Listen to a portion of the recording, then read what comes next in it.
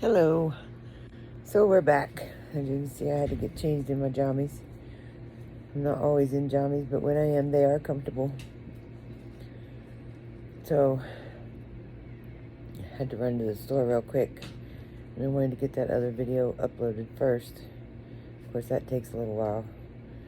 But anyway, so we are picking up where we left off. So it's July 8th, 1988. I'm fairly certain of the date because it happened. I'm sorry.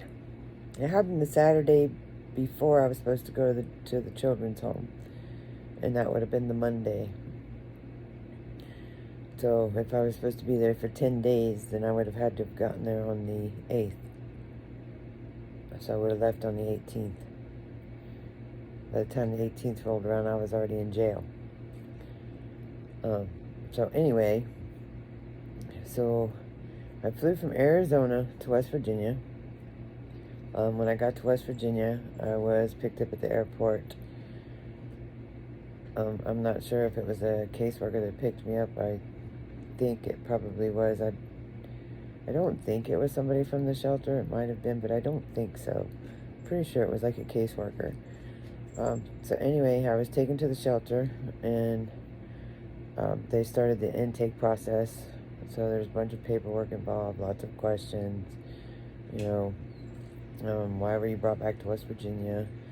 What was in Arizona? They just kind of want to know the backstory. So anyway, as I'm giving them the backstory, there's another resident there. And what I didn't know is that my conversation was being overheard. So as I'm telling them about the history with my dad, and then, some of the stuff that had went on out in Arizona, all of that was being overheard. So the other resident that was there was, I believe, 2 years older than I was. I believe he was 17, and I was 15 at the time. Anyway, he had overheard the story of, what I'm telling them, my history. Anyway, so after I got all my intake stuff done, I had went out to smoke, which I know nowadays, kids probably aren't allowed to smoke in these different places, but then we were. Even though you weren't allowed to smoke until you were old enough, we were allowed to smoke at these different places. Anyway, because even when I got locked up in the juvenile facility, were we allowed to smoke in the juvenile facility? I don't think we were allowed to smoke in the juvenile facility, but I was allowed to when I was with my therapist. And then when I went, after I was sentenced and moved to the juvenile prison, so to speak, I was allowed to smoke there. But anyway, I'm getting completely off the subject here. So anyway, I went outside to smoke a cigarette. You see how easily I get sidetracked. I went outside to smoke a cigarette, and this is about the time that I met the other person that was there at the time. The one resident I never met because he was away with his baseball coach. At least I don't think I met him. I might have, and I just is not sticking out in my mind right now. I probably should have actually went and read what I've written about it just to refresh my memory. And it's not that I have forgotten about what happens. It's just some of the more inconsequential, whatever. Some of the less important details have become a little fuzzy, such as whether or not I met the other person that was there before I got there.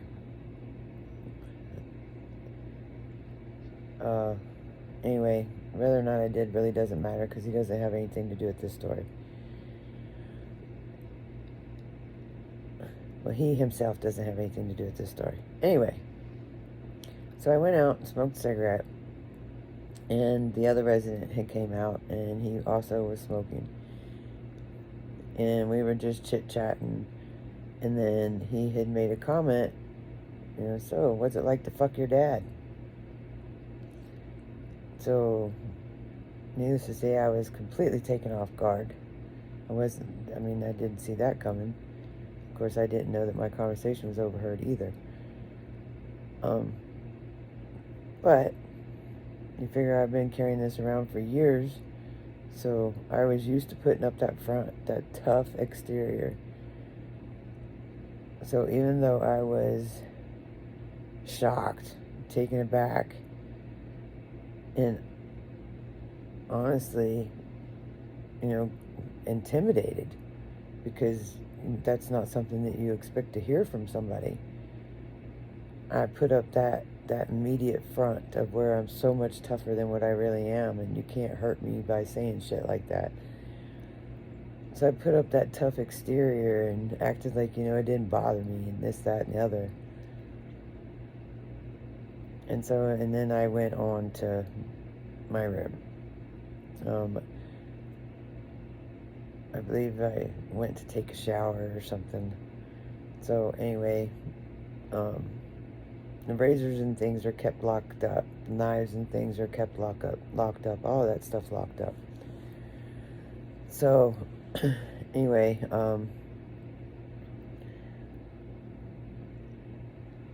so that was my first day there. I believe it was maybe the next day or maybe a couple days. Another female resident was brought in. So, at some point, I started talking about running away because I didn't want to go to the children's home. I have run away a million times, like, not really a million times, but more times than I could count. I was used to running away. It was not a big deal for me. Climb out a window, be gone, and that was that. It just wasn't a big deal to me. It would be better if I had, a way to get away from there instead of leaving on foot. But I didn't have to have a vehicle to get away from there. I had left other places with no means other than walking away from it. I had done it many, many times. I was in an area I did not know. Wasn't familiar with the area at all. Had never been there before. So anyway, I had started talking about running away. Then the male had said something about going with me. Okay, whatever. Doesn't matter to me. He's familiar with the area. At least I could use that to my advantage, because at least then I'd know where to go. So anyway, it just wasn't a big deal. So this is just a couple days being there. And then the female had said something about wanting to go. And so now, next thing you know, all three of us are supposed to be running away. So somewhere, and I'm not sure exactly when the conversation turned. I really am not sure. I know that all three of us were present for the conversation.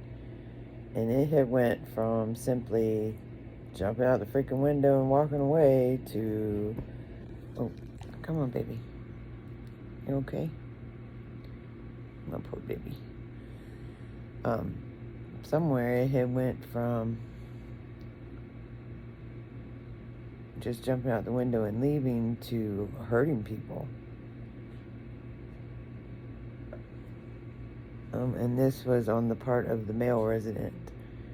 He was talking about it, and the other female and I were just kind of going along with it because neither one of us really wanted anything to do with it. We were just kind of playing into the conversation, letting him think that, we were okay with all this. So, and neither one of us, I don't think, really believed anything was going to happen. I think we just thought he was talking. So, we had went to a ball game of the other male resident who hadn't been staying there. He had been staying with his coach. Baby. Oh, she's chewing on my oxygen hose. Anyway, so I may have met him at that ball game. I most likely did. But we had went to that. Ouch. And so he was making comments and stuff during that trip. Um,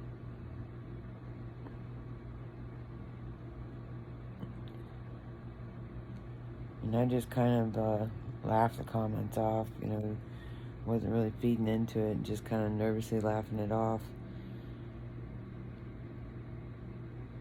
During the ball game, he had actually disappeared for a while. And so he got in trouble for that. And so he was put on restriction. He wasn't allowed to leave the house or the shelter for anything. So he lost his privileges. You guys behave. What are you doing? Ugh. I got Baby and Mavis in here, and they're messing with my phone cord. Anyway. Girls, knock it off. Behave. I'm gonna have to unplug my phone. So anyway, it was like the next day there was like a horse show or something, and I got to go to that. And I think the girl got to go. I'm not sure if she did or not. It might have just been me. No, I think she did, because I don't remember going anywhere on my own. So anyway, I think she might have gotten to go. And then we went to like a park or something, but I think he was with us on that one. So maybe that was like the next day or something. So anyway, but yeah, I don't know. Those details are kind of fuzzy. I know there was several outings, but anyway,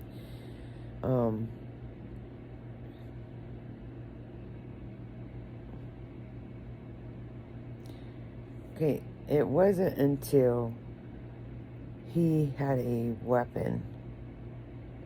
That's when I started getting nervous. That's when I got worried. He had gone into the other male resident's room and found a baseball bat. And then he took it into his room, and he was joking around talking about how he was going to hit somebody in the head with it.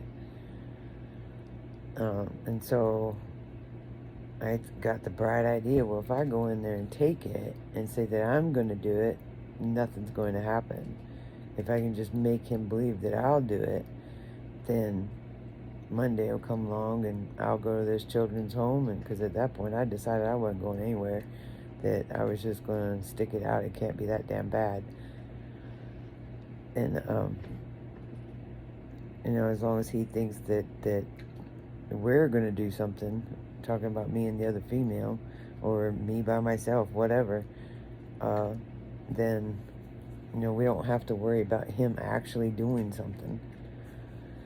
So anyway, I had gone into his room and put the bat in my room. Okay, so there's only 3 bedrooms in this place. So the younger male resident that played baseball wasn't there. So the other female that came in was actually put in his room. The older male that was 17 had a room by himself, and then I had the other room. Now, I know the room that I was in had a bunk bed in it. I don't remember about the other 2 rooms. So anyway, I had took the bat in my room, I hid the bat in there, and then I had wrote out a note saying I have the bat and I'm going to do it. And I put the note in his room. Next thing I know, he comes barreling into my room and just started going through everything looking for the bat. Well, he found the bat and took the bat back to his room. So now I'm really worried, okay, because for him to be that serious about it, now I'm scared, okay. And this is when he started talking about, tying cinder blocks to people's feet and dropping them in a lake, and just like crazy off the wall shit, like shit you see in the freaking movies, not stuff that happens, okay? Not any real life stuff. I mean, I'm 15 years old. This does not happen. Oh, my little baby. So anyway,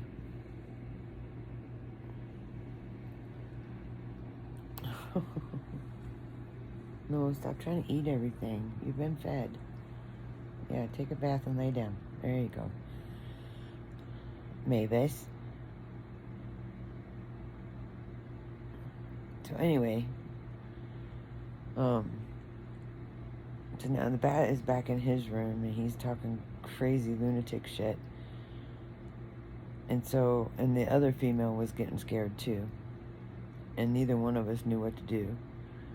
So I had said something about telling something, saying something to the staff.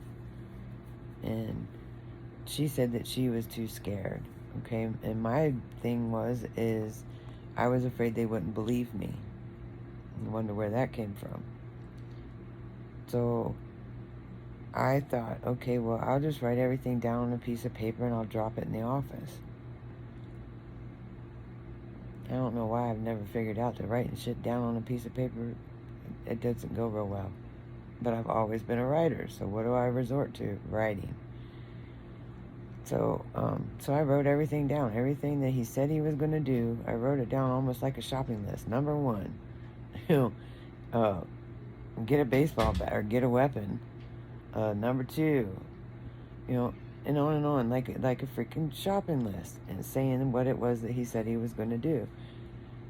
And I never could get the courage up to give it to anybody. I couldn't.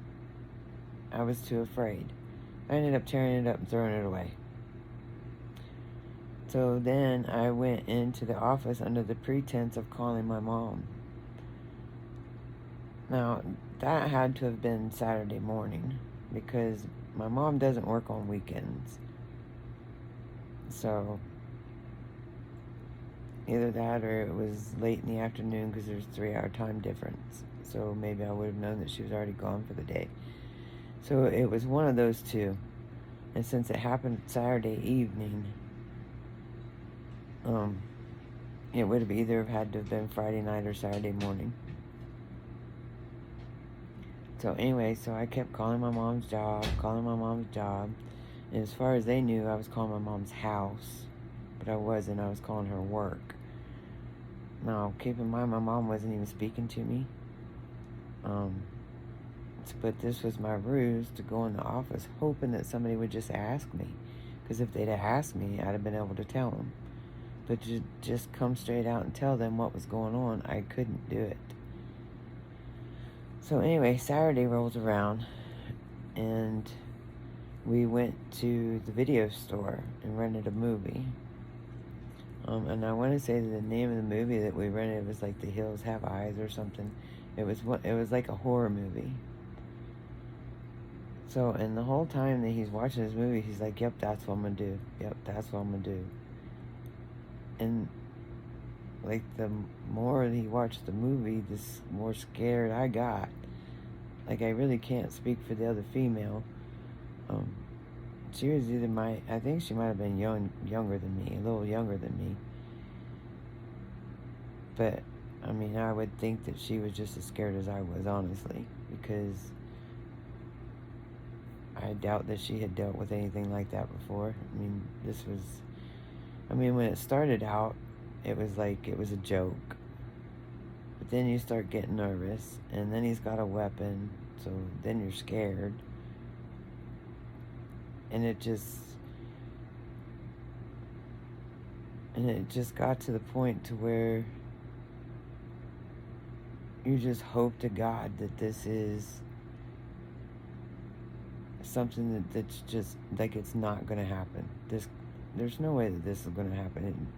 Shit like this just doesn't happen. So anyway, so it's Saturday, we go to the movie store, rent a movie. Now this was the first time that I had met the lady, a really nice lady.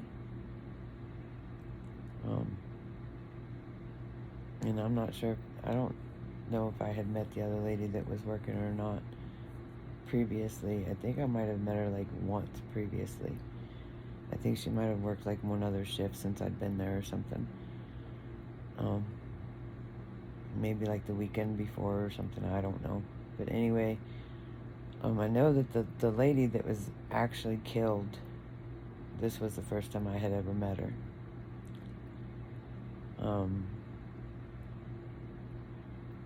So honestly, the day was like a normal day. He really wasn't talking crazy. It wasn't until after dinner, like we all sat down, we had dinner, we go outside to smoke, and it was then that he started talking crazy again, and we're just, for me, I'm just thinking, okay, you know, just 2 more days and I'm out of here. Just 2 more days, like, you know, it's gonna be all right. It's got to be all right. Like, so anyway,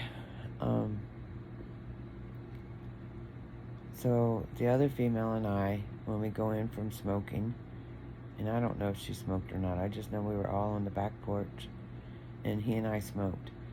So we go back in. I think he stayed out there, but her and I came in. Okay, and what we did not know is that he had the bat outside.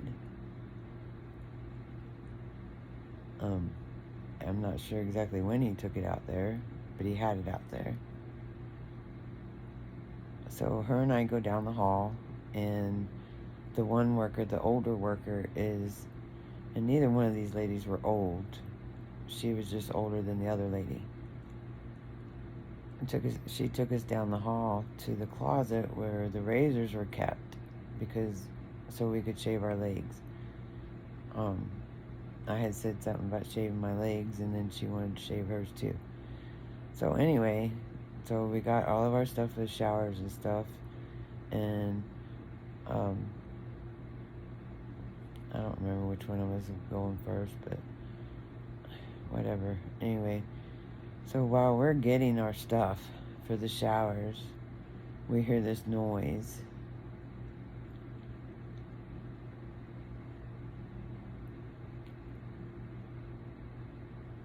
And then we hear the noise again.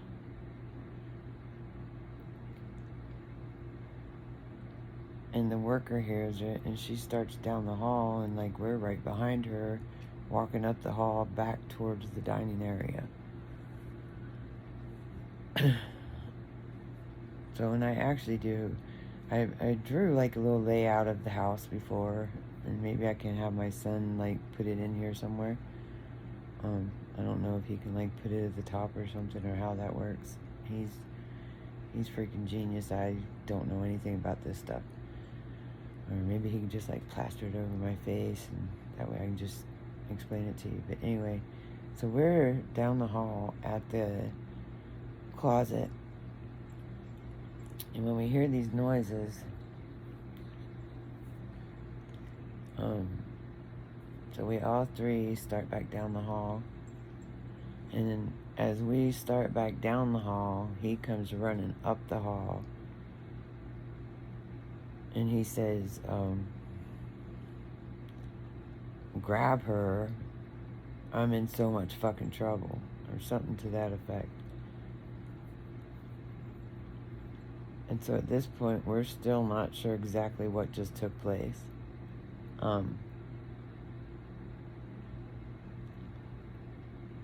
So he runs into his room, and so I grabbed her.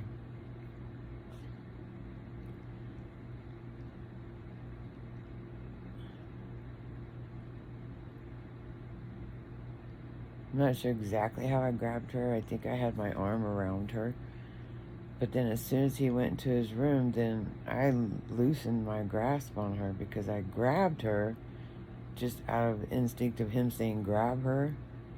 And then I was loosening my grip as he left, when he was like in his room.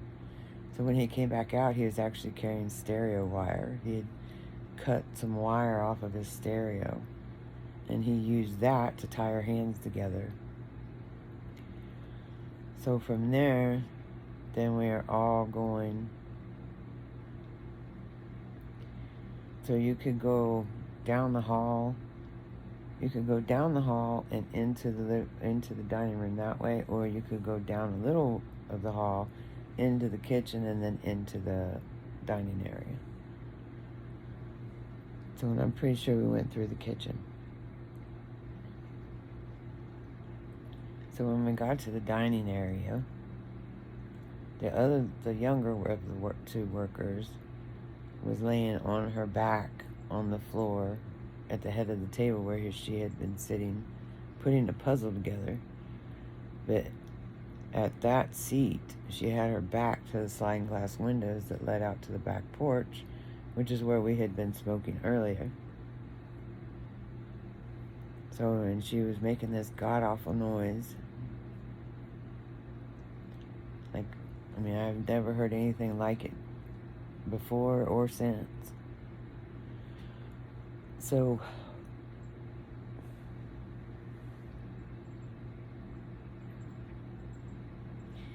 we had to step over her to get to the TV room. And from the TV room, there was the front door off the front of the TV room where you could go straight through the TV room, and there was an office. And in that office, something else we didn't know is that he actually had a hunting knife that was locked up in the cabinet. And then he had gotten the keys. Well, he got both of their purses, and he had gotten the keys to their vehicles. And he had cut in the phone cord, the phone line to the shelter. Now, somewhere in this point, the other female resident disappeared. She actually left. Like, I was in complete shock, so I have no idea when she left. It was somewhere in after we had to step over the other worker. Later on, we found out that she had actually gone to a neighbor's house and called the police. But I remember talking to her outside, so she must not have left right away. But anyway, so he gave me the keys to the lady's car that he had hit. So what actually happened is he had hit her twice in the head with a baseball bat. So, and of course, I found this out later. I didn't know that at the time exactly what had happened. The other worker had actually reached down to try to check on her, and he had actually shoved her and told her that there wasn't time for that. And then in the office, he had gotten his knife, their pocketbooks, got the keys to the cars, thrown me the keys to the other lady's car, the one that he had hit. Okay, I don't know how to drive. I've never had a driver's license. So, I'm just, trying to keep up with him, because I don't know where I'm at. But anyway, he puts the other lady in the car with him.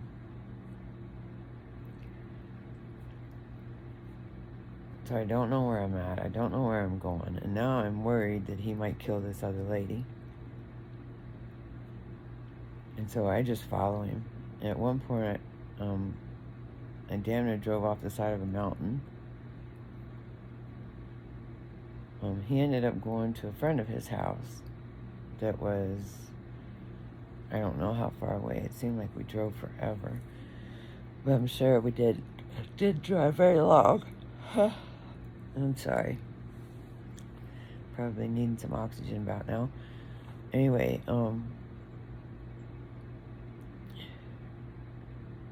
so we get there to his friend's house, and he's gonna go in to see his friend, so he puts her in the car with me. And so, I'm still in shock over what happened, and I'm apologizing to her and telling her, I swear to God, that I never meant for any of this to happen. I didn't, this wasn't supposed to happen. And I'm still in shock, and I just keep telling her, and she's like, okay, but we could just leave.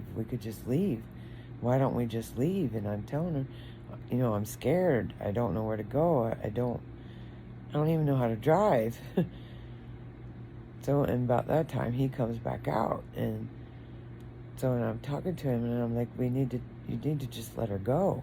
You need to go somewhere and give her back her car and let her go.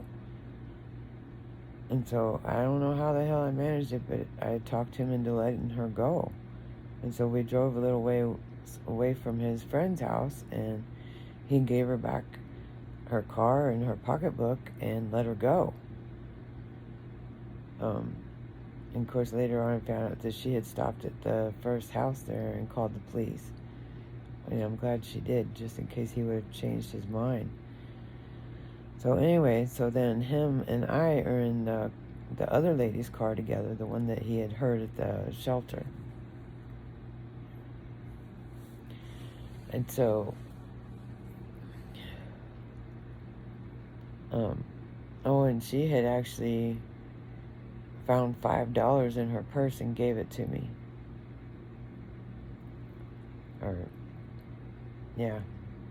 Before she left, before she got in her car and left. Because I didn't have any money or anything. I had $5 in my pocket.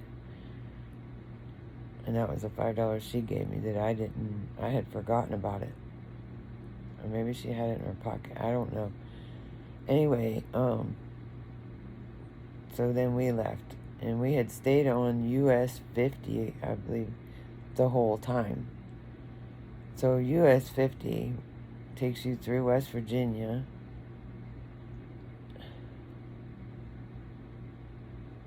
I don't remember what all states it goes through. But I know that we had went through Indiana into Illinois, and then we had stopped at a rest area there. But we had made a few stops along the way, and he had scared me, like, so bad. I mean, and not just, he had scared the shit out of me because of what he had already done, but he had scared me by different things that had happened during the trip. So, okay, like I said, I was not familiar with driving. Like, I could steer the car straight, but, like, I didn't know, like, north and south, I didn't know the things that are common knowledge for people who are drivers, people who have a driver's license and actually drive. So I didn't know the whole north-south thing, or east-west. Like, I know north is up, south's down, east is left and west is right, or whatever, when you're looking at a map, okay? I get that. But I didn't understand how that correlated with the interstates, okay? So I didn't know, like, one lane was northbound, the other lane was southbound. I didn't get that. So I knew that I was supposed to be going one way, and then when he'd fallen asleep, I would turn the car around, thinking that there's no way that he would know because he was asleep, so he wouldn't be able to tell. Okay, well, guess what? He knew the difference between the lanes. So he was able to tell, and he was able to turn the car around and get back going the right way, or the right way for him. I don't know if that makes any sense, but anyway, so we had stopped at a state park or anyway, and he was going through all the stuff that was in her car, and he had found a certificate where she was actually licensed in self-defense, and he was laughing about it. He asked me if I wanted to see how he hit her with a bat, and so he was swinging the bat and laughing.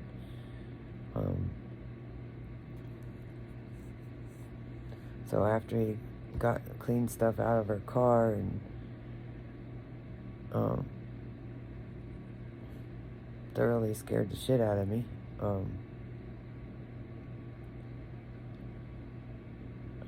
I think he had taken a nap. Now keep in mind, I did not sleep. I did not sleep for 2 solid days. I did not close my eyes. I was too scared. So after he had taken a nap, then we started driving again. Or maybe he had just rested and then we started driving again. Because I know at some point he had me driving while he was sleeping. And that's when I turned the car around.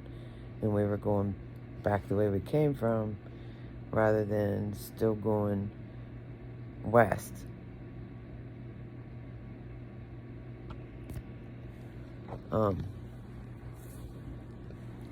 So anyway, during this time, I had actually, because I had talked to my dad a few times, and I know people think I'm crazy, but my dad was familiar. My dad was my point of acceptance, I guess.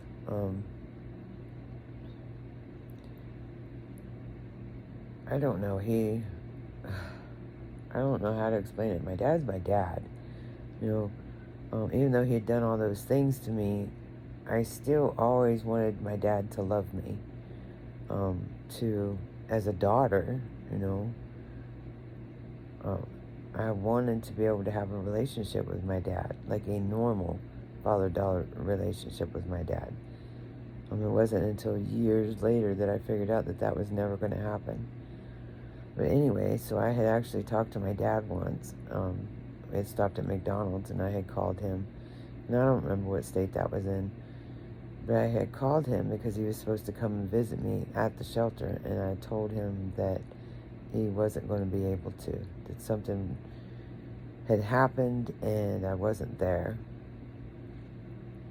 And I couldn't say anything more because the male resident was listening in on the conversation. So that's all I could say. It wasn't until we got, I believe it was in Indiana, where he had actually went inside of a store, that I was able to sneak and use a phone to call my dad again, because my mom wasn't speaking to me, so it's not like I could have called my mom. And the only other person I had was my dad. So I called him again and I told him, I said, something really, really bad happened. I said, and I'm really, really scared. I think somebody was killed and that he needed to find out what happened. See if she was okay.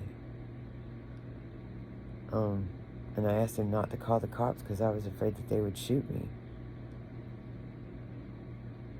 So, and he thought I was lying.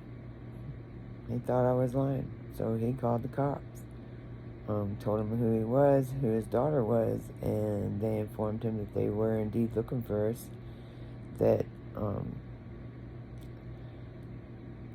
somebody had been, what was it? I don't know if it was attempted murder at that time, or I can't remember what that initial charge was. I don't think it was attempted murder. I think it was, what the hell was it? Damn, I can't remember what that initial charge was, because that initial charge didn't last very long. It was upgraded pretty quickly. So anyway, so we kept driving, and at some point we had stopped at the visitor center. It's the Indiana-Illinois border on the Illinois side, and we had stopped at the visiting center. And so he had never left me alone in the car with the keys. He had always taken the keys and stuff with him anytime he had left the vehicle. And so when he when he was getting out to go and use the restroom, I asked him, I said, will you please leave the keys so I can listen to the radio? And I had been playing, like we're best friends, and like I was going along with everything, and I didn't want him to know how scared I was. I didn't want him to know that I had every intention of getting the hell away from him. And so when he went inside the visitor center, I got the hell out of there, Okay, but when I left the visitor center, it was one of those where you had to actually get off of an exit to go to it. So then I had to go down. Or no,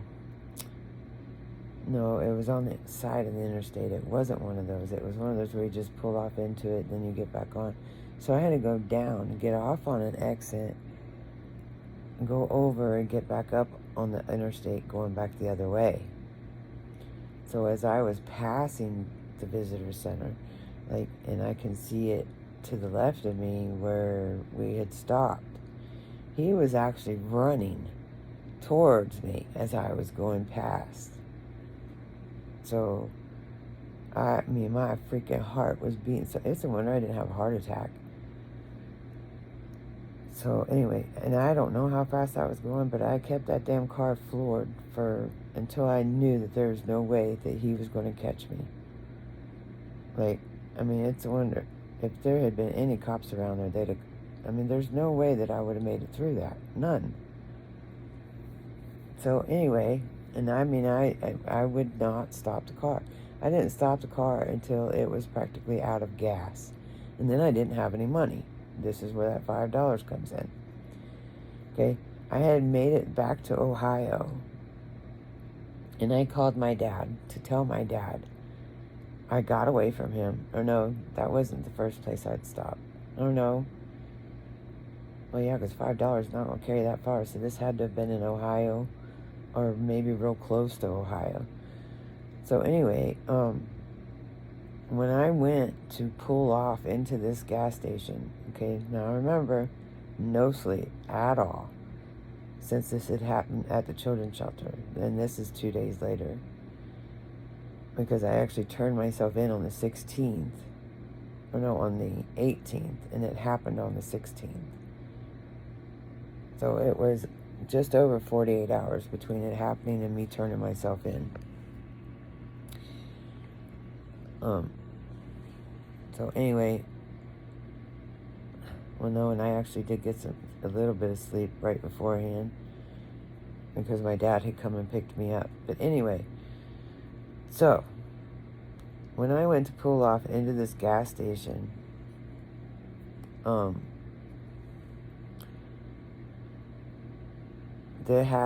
it's one of those where it has a couple of driveways, and then it's got some drop-offs in there.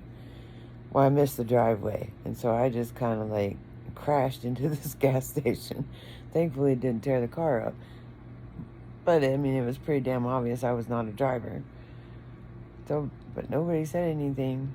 But I didn't have any money, and so I called my dad and I told him what happened and where I was at, and that I didn't have any money. While I was on the phone with him, I just happened to put my hand in my pocket, and I found that $5.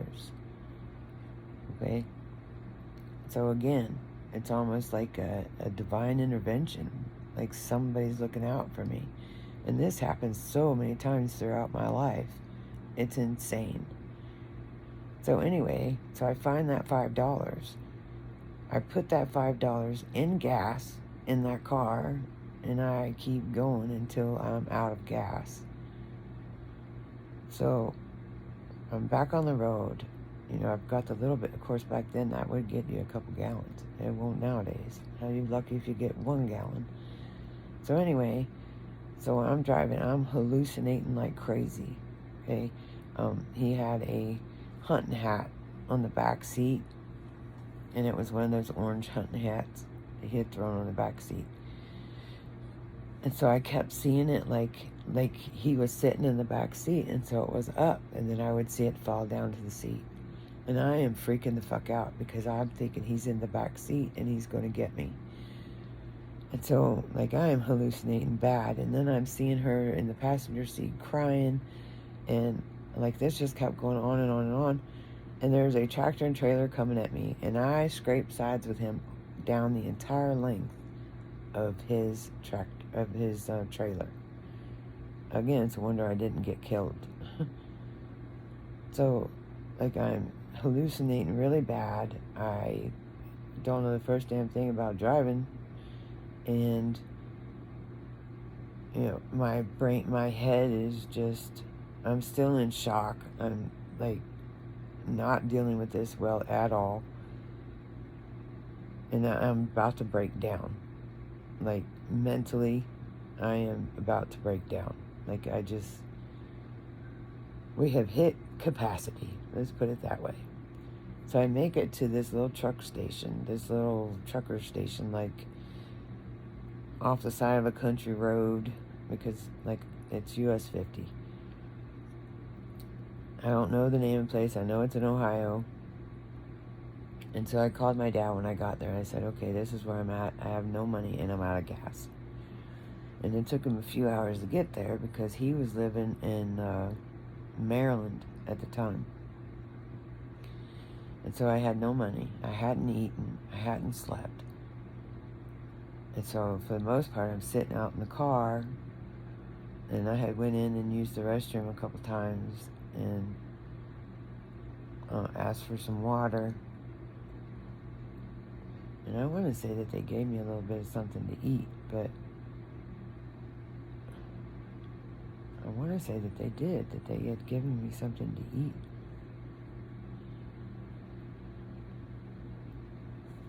But anyway, I don't know. Or maybe I had asked for some crackers or something. I don't know. I don't remember.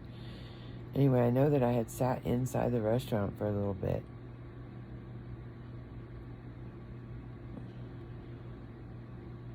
And I had waited for my dad to get there. And so my dad took me back to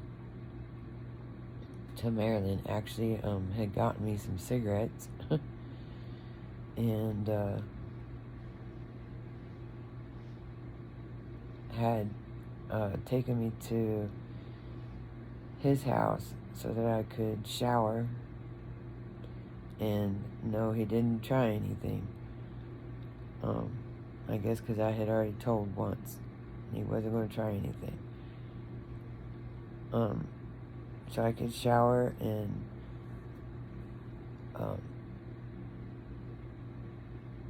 get cleaned up, and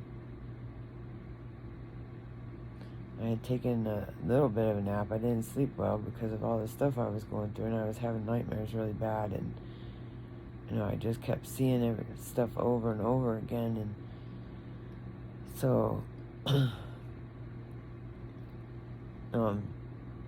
he was trying to talk me into turning myself in, and I was scared. Like, I was really, really scared.